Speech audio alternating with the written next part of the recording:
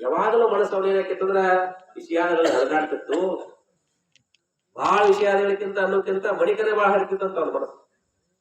ಅವಾಗ ಎಷ್ಟು ಪ್ರಸಿದ್ಧ ಆಗಿದ್ದ ಯೋಗಿ ಅಂದ್ರ ಕಾಶಿ ವಿಶ್ವನಾಥನ ದರ್ಶನ ಮಾಡೋಕ್ಕಿಂತ ಪೂರ್ವೊಳಗ ಆ ಯೋಗಿ ದರ್ಶನ ಮಾಡಿ ಕಾಶಿ ವಿಶ್ವನಾಥ ದರ್ಶನ ಮಾಡೋಕ್ ಪ್ರಸಿದ್ಧಿ ಪಡೆದಿದ್ದ. ಅದ್ರ ಮನಸ್ಸು ಮಾತ್ರ ಏನಾಗಿಲ್ಲ, ನಿಗ್ರಹ ಆಗಿದ್ದಿಲ್ಲ. ಅವಾಗ ಎಲ್ಲಾ ಊರವ್ರ ಸುದ್ದಿ ಕೇಳಿ ನಮ್ಮೂರವಂತ ಕಾಶಿ ಹೋಗಿ ಯೋಗ ಏನ್ ಮಾಡಕ ತಪಸ್ ಮಾಡಾಕತ್ತಾನ, ಯೋಗಿ ಆಗ್ಯಾನ ತಿಳ್ಕೊಂಡು ಎಲ್ಲಾರು ಕಾಶಿ ಹೋದವರೆಲ್ಲ ಅವ್ನ ದರ್ಶನ ತಗೋತಿದ್ರು, ನೋಡ್ತಿದ್ರು, ಬರ್ತಿದ್ರು. ಒಂದ್ಸಲ ಅದೇ ಊರವ್ರು ಆ ಯೋಗಿ ಊರವ್ರು ಏನಾಗಿದ್ರು ಎಲ್ಲಾರು ಹೋಗಿದ್ರು. ಅವಾಗ ಅವೇನ್ ಮಾಡಿದಂದ್ರ ಅಷ್ಟೊಂದು ಪ್ರಸಿದ್ಧಿಗೊಂಡಿದ್ದಲ್ಲ, ಆ ಊರಾರು ಬಂದವ್ರು ಯಾವ ಊರಾರು ಅಂತ ಇನ್ನೊಂದು ನಮ್ಮ ನರೂರಾರು ಬಂದ್ರಲ್ಲ, ನೋಡಿ ಜಾತ್ರೆ ಬಂದಂಗ ಆಗ್ತೇವ. ನೀವೆಲ್ಲಾ ಬಂದಿರೋದು ಬಹಳ ಸಂತೋಷ. ಯಾಕಂದ್ರೆ ಎಲ್ಲಾರು ಯಾವ ದೇವ್ರಿಗೆ ಜಾತ್ರೆ ಹೋಗಿ ಸಂತೋಷ ಪಡೋರ್ಗಾರ ಅದಂತ ಗುರು ಜಾತ್ರೆಗೆ ಬಂದಿರಲ್ಲ, ಅರಮಣಿ ಅಂತವ್ರು ಗುರುಮಣಿಗೆ ಬಂದಿರಲ್ಲ, ನಿಮ್ಮಂತ ಪುಣ್ಯವಂತರು ಯಾರಿಲ್ಲ.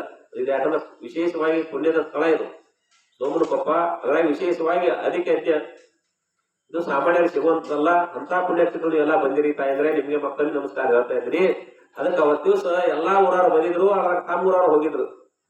ತಮ್ಮೂರಾರು ಹೋಗ್ಲಾಗ ಅವ್ರು ಓಣ್ಯಾರ ಎಲ್ಲಾರು ಹೋಗಿದ್ರು. ಅವಾಗ ಎಲ್ಲಾರು ಪಾಪ ಅಷ್ಟು ಪ್ರಸಿದ್ಧ ಆಗ್ಯಾರ ಅಂತ ತಿಳ್ಕೊಂಡು ನಾವು ನಮಸ್ಕಾರ ಮಾಡಿ ಹೋಗಿ ಏನ್ ಮಾಡ್ತೀವಿ, ವಿಶ್ವನಾಥ ದರ್ಶನ ತಗೋತಿದ್ರು.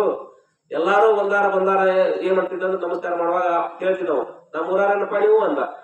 ನಿಮ್ ಊರಾರಿಗೆ ಆಚಾರ್ಯ ನಾವು ಅಂದ್ರ.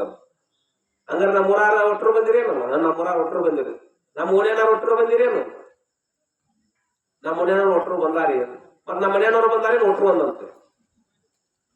ಅವಾಗ ಮುದುಕಿ ಗೊತ್ತಾಗ್ತೈತಿ, ಹೊಲ ಸಾಲಿದ್ರ ಮುದುಕ ದರ್ಶನಕ್ಕೆ ನಿಂತಿತ್ತು.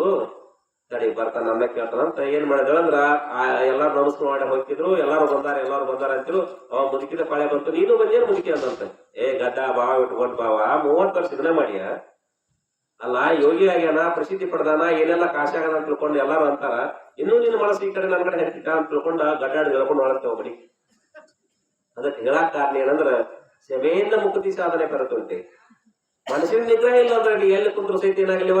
ಅದಕ್ಕೆ ಹೇಳಿದ್ರು, ಮನಸ್ಸು ಯಾರಲ್ಲಿ ಹತೋಟಿ ಇಲ್ಲದ ಅವ ಮನೆ ಒಳಗಿದ್ದರೂ ಮುಕ್ತನು. ಮನಸ್ಸು ಅವನಲ್ಲಿ ಹತೋಟಿ ಇಲ್ಲ ಅಂದ್ರ ಎಲ್ಲಿ ಕುಂದ್ರು ಸಹಿತವ ಬದ್ದನು ಅಂತ ತಿಳ್ಕೊಂಡು ಹೇಳ್ಕೊಂಡ್ ಬಂದಾರ. ಇದೇ ವಿಷಯವನ್ನು ಸಕಲ ಮಾತಾಜಿಯವರು, ಸಕಲ ಶಾಸ್ತ್ರಿಜಿಯವರು ನಮ್ಮ ನಿಮ್ಮೆಲ್ಲರ ಸವಿಸ್ತರವಾಗಿ ತಿಳಿಸ್ತಿದ್ರೆ, ಪ್ರಥಮವಾಗಿ ನಮ್ಮ ಬೆಟ್ಟಗುಡಿದಂತ ದುಂಡಪ್ಪಣ್ಣ ಶಾಸ್ತ್ರಿಯವರು ಬಂದು ತಮ್ಮ ಸೇವೆಯನ್ನ ಭಕ್ತರು ತಿಳಿಸಿದರು.